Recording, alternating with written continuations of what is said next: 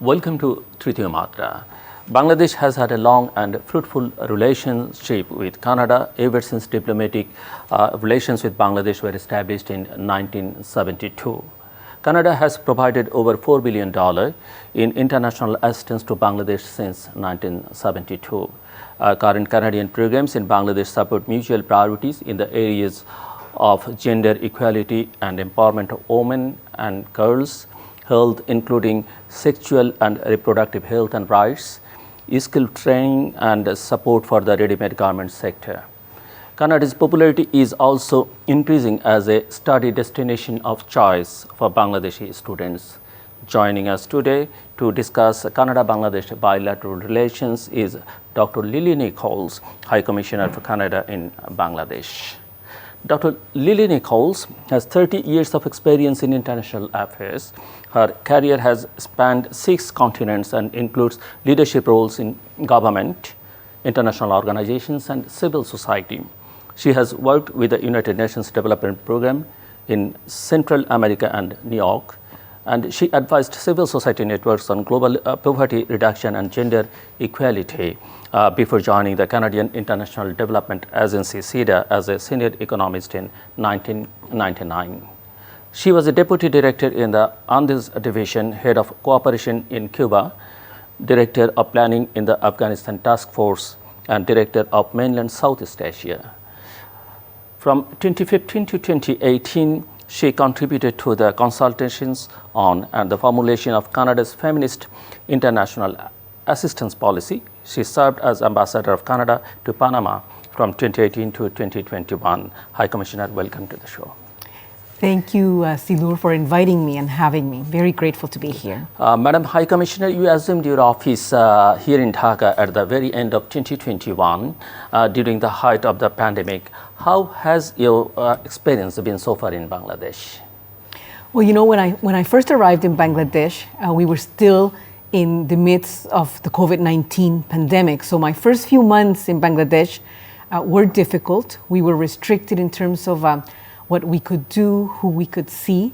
So that obviously affected the earlier part of my year here. My focus at the time was very much on ensuring that the team at the embassy, including all the families, remained healthy. Luckily, everybody was well. I'm also very impressed with the way that Bangladesh handled the pandemic. I think it's an example to the world.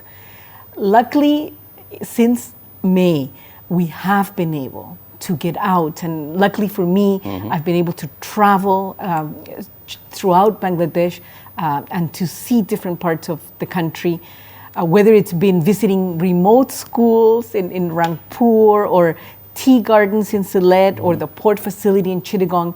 I've been so impressed by the people of Bangladesh, and people often say that the friendliness of the Bangladeshis is unique, and I think it's true, and I think they really are the country's biggest asset. So for me, it's been a fabulous first year. I'm now completing my first year anniversary. And of course, on top of that, being here during the celebration of our Jubilee, 50 years of Canada-Bangladeshi relations, has been a true honor for me. That's fascinating. The relationship between Canada and Bangladesh started in 1972. Canada recognized Bangladesh immediately after independence on 14th February 1972. Since then, how have bilateral relations between Canada and Bangladesh evolved from your perspective? You know, for us, it's really important that Canada was one of the first countries to recognize Bangladesh's independence. We were also one of the first countries to send food aid when Bangladesh needed it most, when it was in the midst of a famine. So we were there from the beginning, and that is something that really characterized the earlier years of the relationship. At the beginning, it was mostly about international assistance. But from the very outset, the relationship was built on a partnership of mutual respect. And to this day, that is very much what characterizes our bilateral relations. But as Bangladesh has developed, and Bangladesh really has done exceptionally well, reducing extreme poverty from 90% to 9%, so that is really unprecedented. And our own international assistance has evolved. over time as Bangladesh has developed and its needs have changed. But also the relationship has become extremely multifaceted. It goes well beyond foreign aid. So for example, we have a very robust trade relationship. We're right now doing almost $3 billion worth of mutual trade both ways.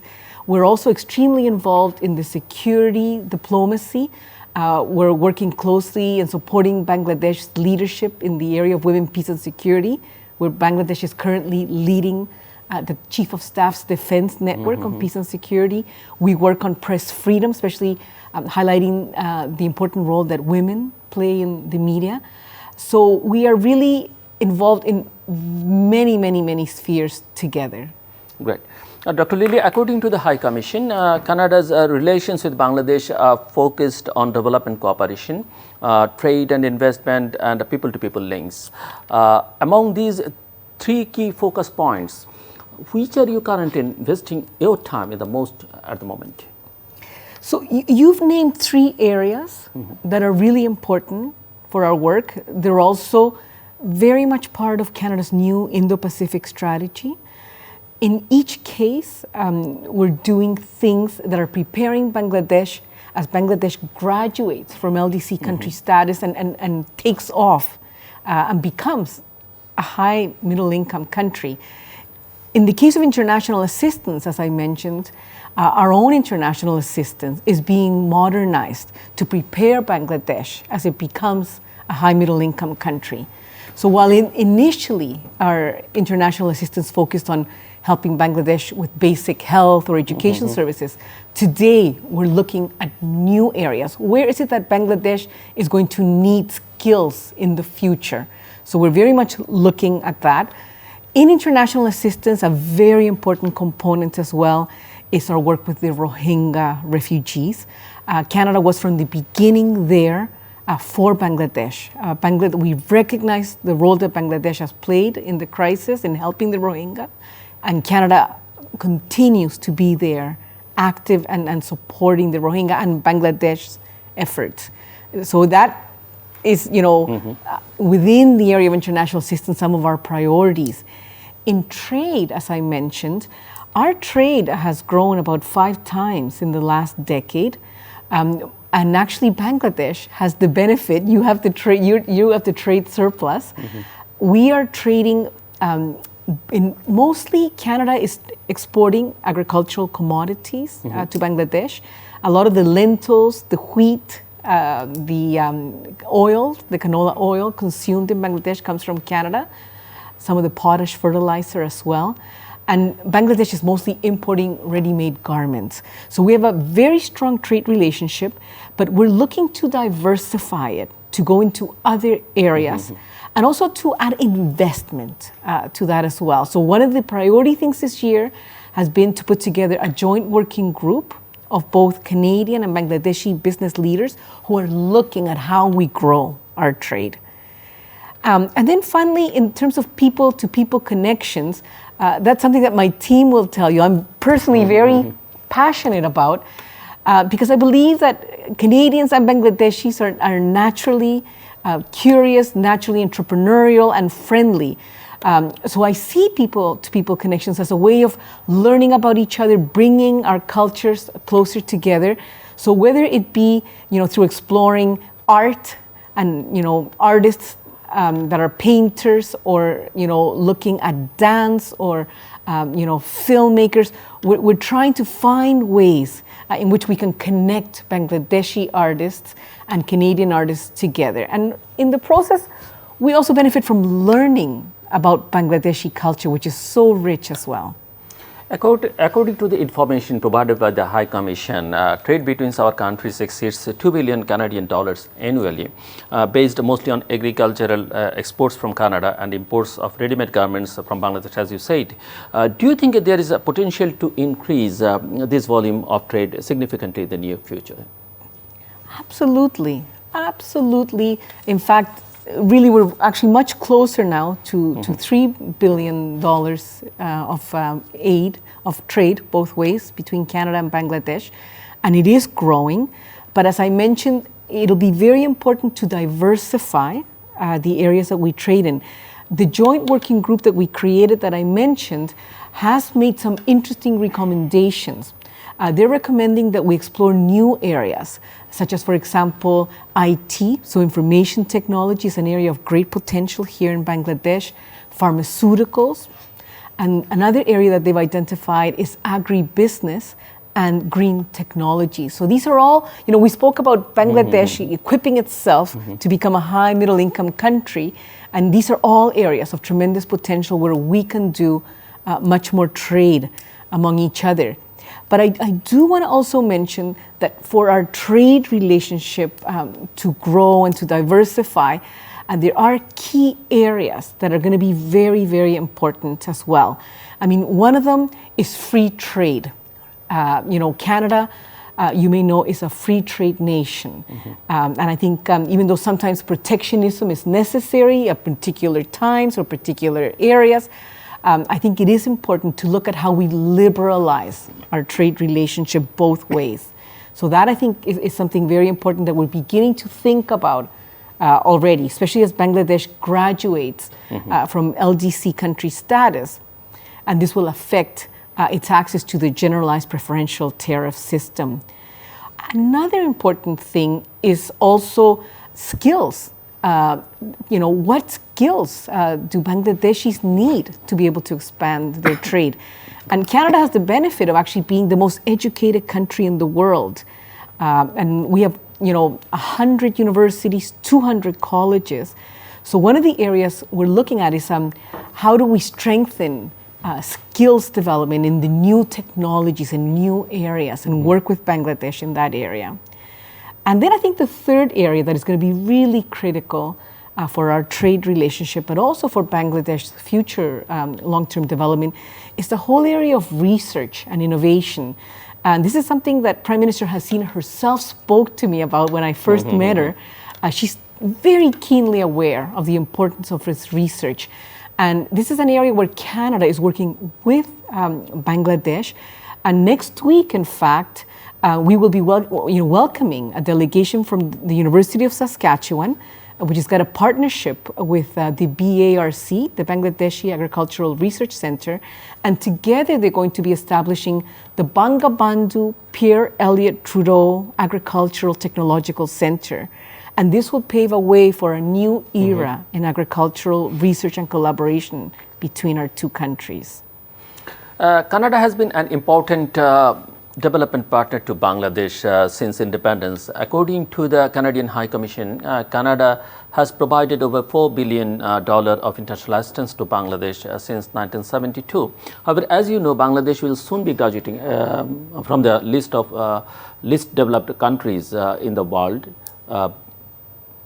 and become a recognized developing country. How might the nature of development assistance change on part of Canada after graduation? So I think that the secret to our partnership in international assistance has been this mutual respect among ourselves. From the beginning, there was a tremendous emphasis on ensuring that the assistance that Canada provided was based on Bangladeshi needs, but even more fundamentally, on strengthening Bangladeshi capacities and institutions. And that has been a guiding thread throughout our development work.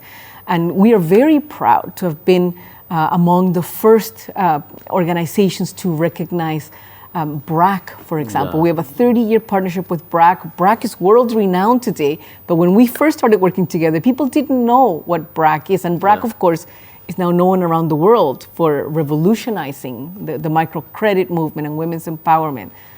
So we've been an early supporter and continue to support organizations like that. Also the ICDDRB, the Center for Diarrheal Diseases, which is world-renowned for its research. Canada has been supporting them and working with them for 30 years. So part of our relationship is continuing to support those Bangladeshi institutions that we value as partners. But the relationship, as I mentioned before, also needs to evolve as Bangladesh develops and has new needs. 3 areas in which we're looking at now and trying to modernize our international assistance are: one, the area of climate change. because we know that this is an area of tremendous vulnerability for Bangladesh.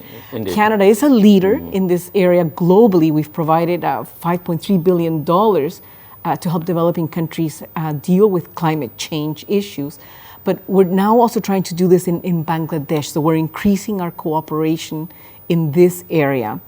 The second area, I already mentioned it, is this whole area of technical vocational education. You know, when our first foreign aid was provided, we were helping with basic education, basic health. Bangladesh doesn't need us anymore in those areas. 83% of Bangladeshis complete primary school. So you don't need us to provide those basic services. So we're looking more at how can we bring in Canadian know-how and technical expertise in areas like skills development in post-secondary education, including for men and women, making sure that women also get those opportunities, that they don't drop out of school after secondary high school. And the third area that maybe I can mention that it's a very interesting area is the whole area of blended financing. Sometimes it's called impact investment or innovative financing. And here, because as Bangladesh graduates from LDC country status, it will have gradually less access to certain official development assistance windows and mechanisms. And we're already beginning to think about that. So what are ways in which we blend private sector and official development assistance funding in creative ways and combine, public sector and private sector development initiatives that have a social impact? So this is like a third area that we're exploring. High Commissioner Lilly Nicholls, in an interview, stated that Bangladesh is a key part of Canada's recently unveiled Indo-Pacific strategy. According to you, this new strategy will usher in a new era of making Canada attractive and long-term significant partner in the region.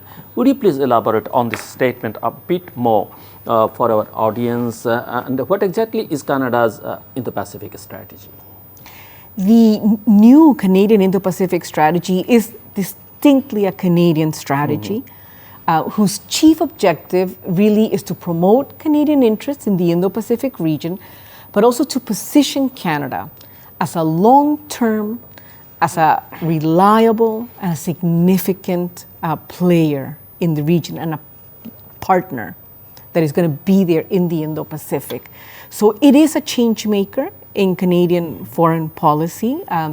It is also a whole of government approach, and it is extremely comprehensive. I think that's one of the characteristics of the Canadian Indo-Pacific strategy.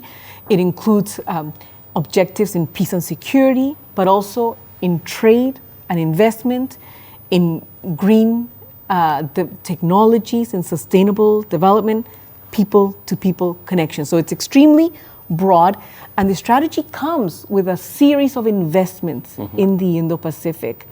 And all the areas that are priorities in the strategy are areas in which we are already involved with in Bangladesh, and we're very interested in looking at how we expand those relationships further.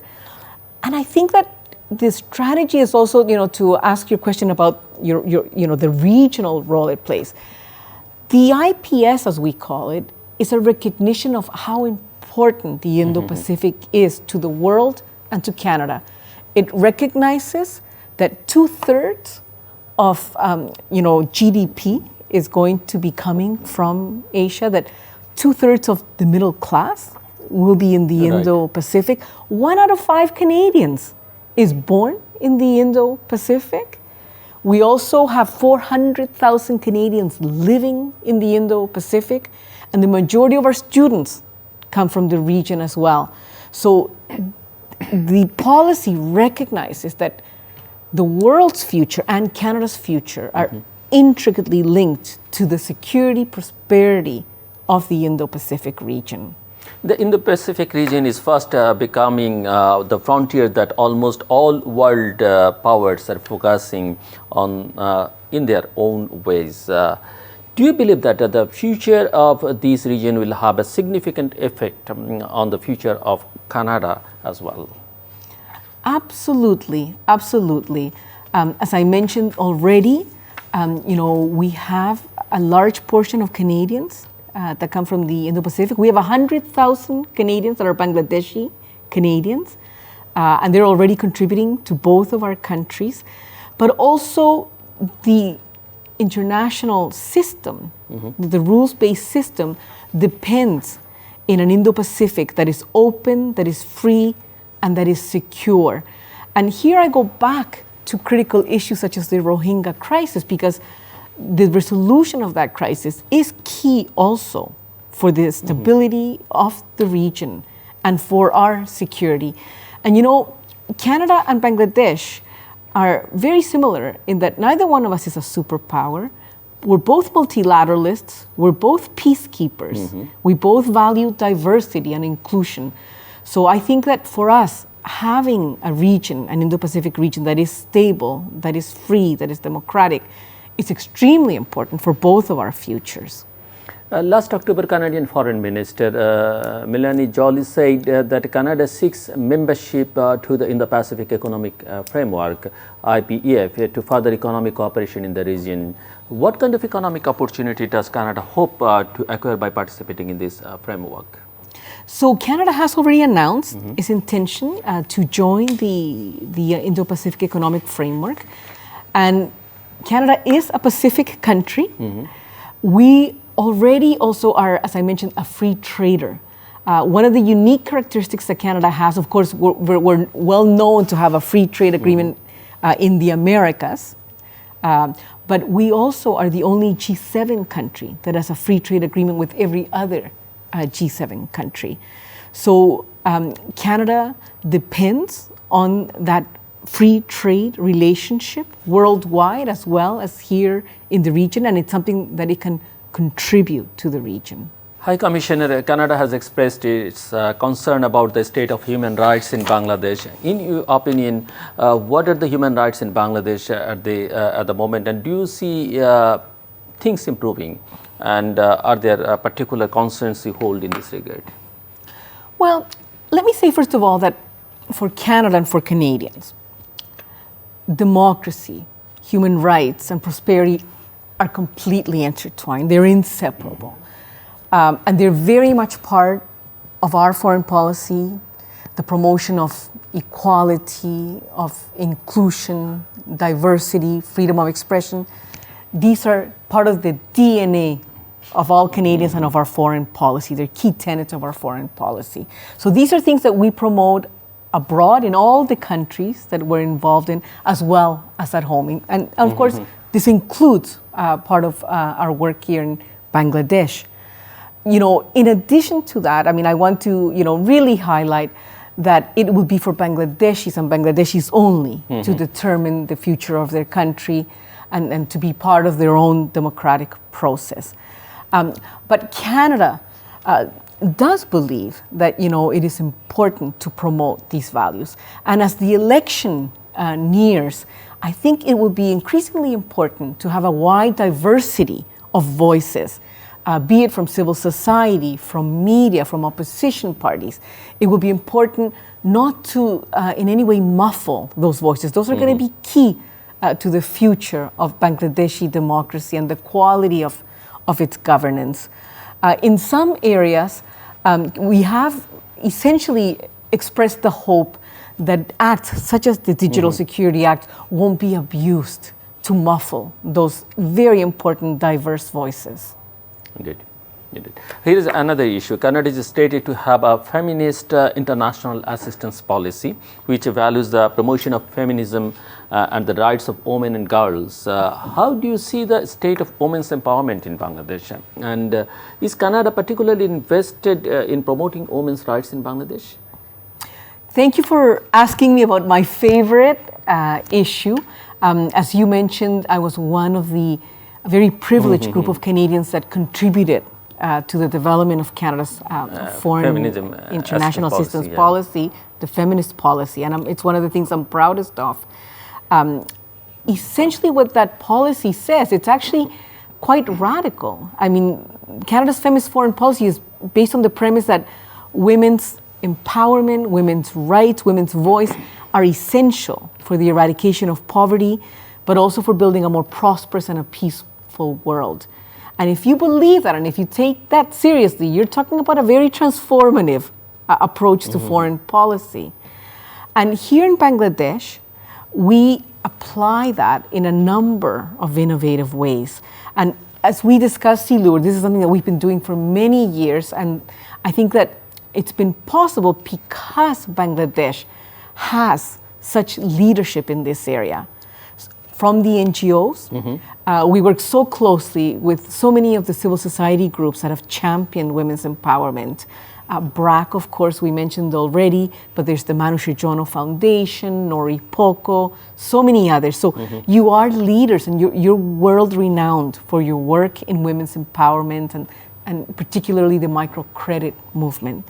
You're also world-renowned for your female leadership at the very, very highest levels, right? And you have exceptional leaders, such as your Prime Minister, the Minister of Education, the Speaker of the Parliament.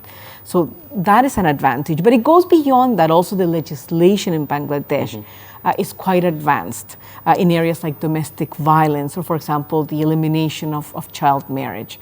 So I think this is an area where we have a common agenda, where we can do a lot together.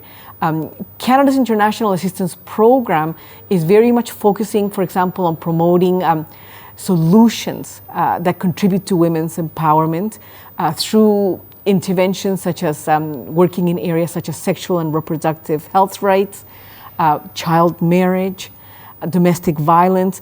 These are all things that we can't take for granted that are resolved. There's much to do, and there was a bit of a rollback of some of the achievements during COVID as well. And there's areas where in Bangladesh, for example, violence against women is a challenge, as it is in Canada as well.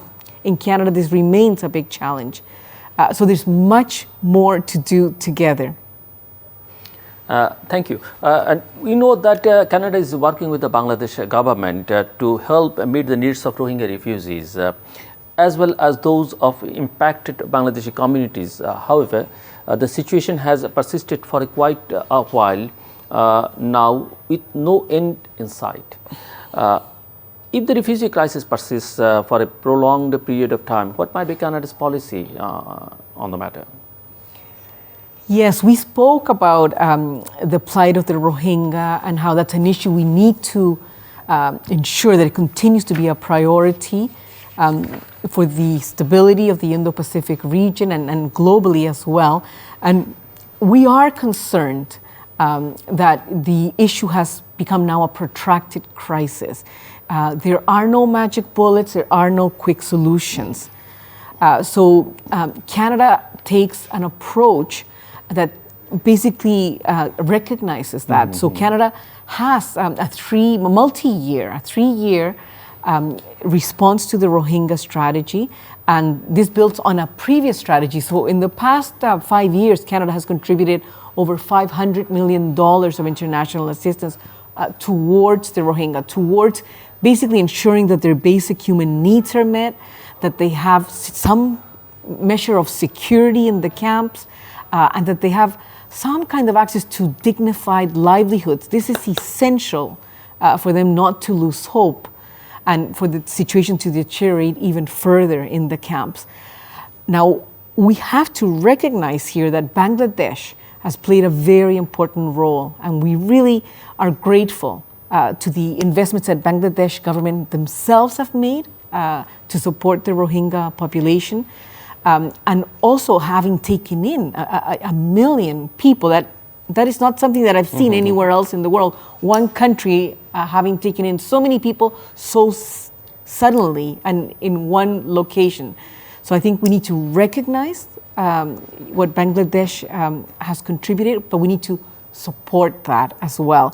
And as I said, we're concerned because the situation in the camps is preoccupying. I think access to education and skills is going to be very important. We also have to recognize that even though, like, all refugees want to go home, but the enabling conditions for them to do so safely have to be there beforehand, and they are not there at present.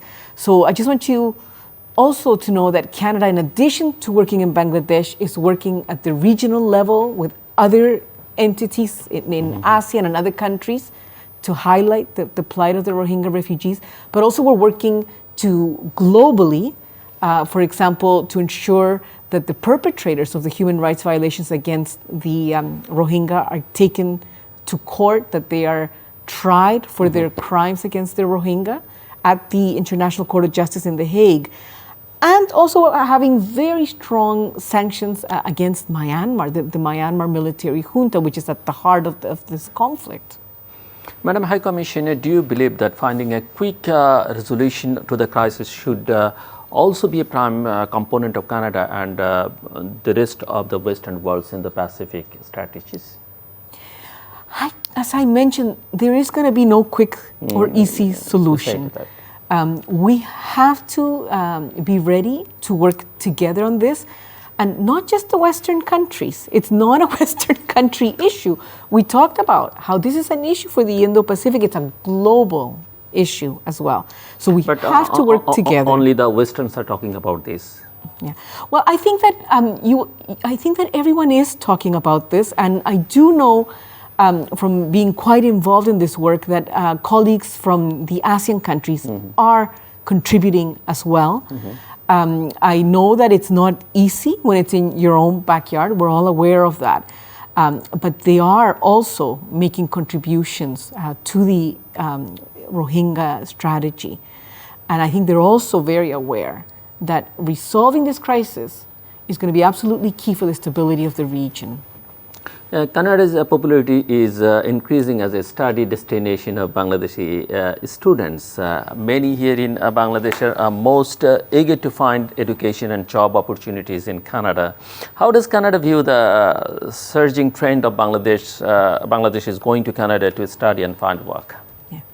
You know, I smile every time that I visit a school or a ministry, and people come to me and tell me that they studied in Canada, and they're just so proud and excited to tell me this. I remember a few months ago, we visited Minister Palak in the Ministry of ICTs, and everybody it's a very interesting environment in the ministry. It's a lot of young people, very dynamic, a lot of innovation. And everybody kept coming to me, saying, I studied in Canada, and the minister was saying, did you plan this? I said, no, I had no idea that there were so many young, intelligent, dynamic people in the ministry that had studied in Canada. So all this to say is that obviously I think it's a win-win situation. I think that when today we live in a globalized world, so Bangladeshis having access to globalized education is a plus. Many of them contribute to both of our societies. As I said, I meet many students who've studied in Canada here. You also have many established professors that I've had the pleasure of meeting. Professor 𝗙ecie𝗂𝗿𝗄, who studied at McGill University and is now a famous sociology professor at the University of Dhaka. Professor Imtiaz Hamed, who leads the Genocide Center also at the University of Dhaka. So those people are contributing. But I also want to say that I think the reason that Canadian education has become so popular is because it does have some very distinctive characteristics. Canadian education is mostly public. It's a provincial responsibility, so it means that the quality and the pricing and the value for money is guaranteed at the provincial level. I think that makes it very, very, very unique. The second thing is that Canadian education is linked to the private sector. So it is not separated. It's not just theoretical education. It's about problem solving. So the Bangladeshi students that are studying in Canada are not just connecting and getting access to the latest technology, the latest know-how, but they're getting to work as they study. And they also have the option of staying. But most important, and what I hear most from young people, and especially young women, is that in Canada, they feel included, they feel welcome, they don't feel discriminated, and they feel safe. Great. And besides trade and geopolitics, people-to-people ties are an important component of bilateral relations between nations. Does Canada have a plan to increase cultural exchange between our two nations? Absolutely. I think as we've discussed today, a lot of links already exist between our governments, organizations, and between Canadians and Bangladeshis. I think this is the richness of our friendship. The Indo-Pacific strategy is very much about increasing those people-to-people connections, and it's going to include investments in, for example, mechanisms for increased technical assistance for Canada. We as a Canadian mission here, as a diplomatic mission in Bangladesh, truly value those connections. I think I mentioned to you earlier that in my case, for example, I've been taking Bengali dancing lessons from Miss 𝗙𝗵𝗋, who's a very talented choreographer and dancer. Actually, I'm going to ask in these questions. Apart from your diplomatic task, what are the things keep you busy here in Dhaka? It's a dancing class. Well, this is a dancing class that we're doing at the Canadian High Commission. And for us, it's like a way to learn Bengali dance, but also to learn about the culture and to learn about each other and to find ways to connect with one another. But I mean, we're also working with, for example, painters such as Miss Kanaka Chakma, who has a daughter in Canada, and we're trying to connect her with Indigenous artists in Canada. Or I think I may have mentioned to you also Mr. Mamun as well, who just wrote a book about riding a bicycle from Alaska to Toronto and talking about all the people he met along the way. And he also, by the way, sponsors the Banff Film Festival here in Canada. So now, these relations, I mean, we value them. I personally derive tremendous joy from these experiences. They get me out of my diplomatic bubble. But it's really about learning about each other's cultures and coming closer together. And finally, how do you see the next decade of bilateral relations turn out between Canada and Bangladesh? So I think that the next decade and the next 50 years, we're going to continue this strong friendship based on mutual respect that we've developed. As I mentioned, we have a lot of things in common between Canada and Bangladesh. We're multilateralists, we're free traders, we value diversity and inclusion, and I think that this is going to lead to even new ways of working together. And I look forward to an increasingly important and multifaceted relationship. Anything else you need to add? I just hope that you're going to invite me back. Indeed, indeed. We'll, thank you, Madam High Commissioner, for your most insightful comments. We wish you the best of luck on all your endeavors here in Bangladesh and hope that the bilateral relations between Bangladesh and Canada continue to grow and prosper. Dear viewers, indeed, thank you for joining us. Stay safe and take care.